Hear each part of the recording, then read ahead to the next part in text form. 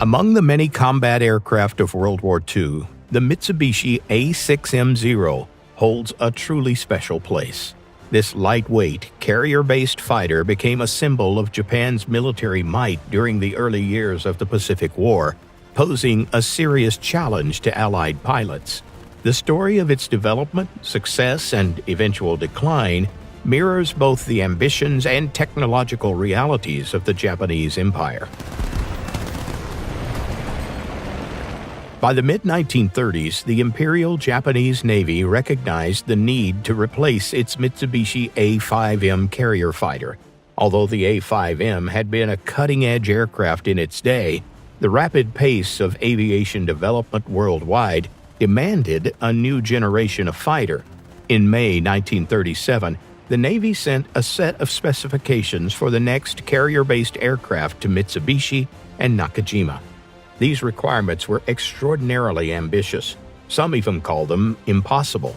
The new fighter was expected to reach a top speed of 500 kilometers per hour at 4,000 meters, remain airborne for up to 8 hours with external fuel tanks, while still matching the A5M's superb maneuverability. It was to be armed with two 20mm cannons and two 7.7mm machine guns, while its wingspan could not exceed 12 meters to allow for use on aircraft carriers. Nakajima deemed these demands unrealistic and withdrew from the competition. Mitsubishi's engineers, however, accepted the challenge. The project was given to an ambitious young designer, Jiro Horikoshi. Aware that the available engines could not meet the Navy's performance goals through power alone, Horikoshi pursued extreme weight reduction. This required serious compromises. For instance, the new aircraft had no armor for the pilot and couldn't carry self-sealing fuel tanks. The first prototype, designated A6M1, took to the skies on April 1, 1939. However, its Mitsubishi Zuisei 13 engine proved underpowered. A second prototype was built with a more powerful Nakajima Sakae 12 engine, greatly improving performance. Following successful tests, the aircraft finally entered production. In July 1940, it was officially adopted as the Navy Type 0 Carrier Fighter, the name referring to the last digit of the year 2600 in the Japanese imperial calendar. From this came its unofficial Japanese nickname, Reisen Zero Fighter, which became known in English as simply the Zero. Rapidly changing conditions on the battlefield led to the creation of many variants of the Zero. The first small production batch was the A6M2 Model 11, which in 1940 established clear air superiority over China. Before the Zero's arrival, Japanese bombers operating at long range had to make do without fighter escort and suffered heavy losses. The new aircraft changed that overnight. In their first major engagement against the Zeros, the obsolete I-15s and I-16s of the Chinese Air Forces failed to achieve any significant results despite the effort.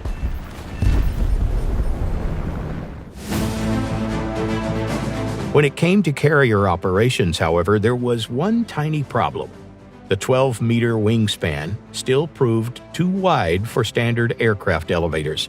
The solution was the most iconic early war variant, the A6M2 Model 21. Its folding wingtips made stowage aboard carriers much easier. When Japan attacked Pearl Harbor, this was its main carrier fighter, and the one that dominated the skies over the Pacific during the early months of the war. Further development produced the A6M3 Model 32. To improve high performance at high altitudes, the fighter was fitted with a more powerful engine equipped with a two-stage supercharger. To increase roll rate and dive speed, the folding mechanism was removed and the wings shortened, giving them squared-off tips. These changes did improve speed slightly, but significantly reduced range. The Navy was dissatisfied, and in the subsequent Model 22, the longer folding wing was restored. Despite its strengths, The Zero's triumph was short-lived. After researching units captured in China, Allied pilots discovered their weaknesses: poor diving speed and the lack of pilot armor and fuel tank protection. American pilots adopted new tactics to engage the iconic Zero. They avoided turning battles, relying instead on the superior speed and ruggedness of their aircraft. The introduction of newer, more powerful Allied fighters with an even better performance was the final nail in the coffin. The most produced version was the A6M5 Model 52, introduced in 1943 as a desperate attempt to close the gap with those newer American aircraft. It featured shorter, stronger wings without folding tips to increase dive speed, as well as an improved exhaust system that provided a modest power boost. Even so, the Zero still lagged behind the Grumman Hellcat and Vought Corsair in nearly every respect. Later variants received heavier armament and even some armor protection, but these measures only increased weight without solving any major issues. Most importantly, they further eroded the fighter's key advantage, its exceptional maneuverability. By 1944, the Zero was obsolete. Yet the slow pace of Japanese aircraft development meant it remained in production, largely unchanged, until the very end of the war. In the final months before Japan's surrender, the aircraft was often used in kamikaze attacks, becoming a grim symbol of both desperation and sacrifice. In total, around 11,000 Zeros of all variants were produced during the war, making it Japan's most produced combat aircraft.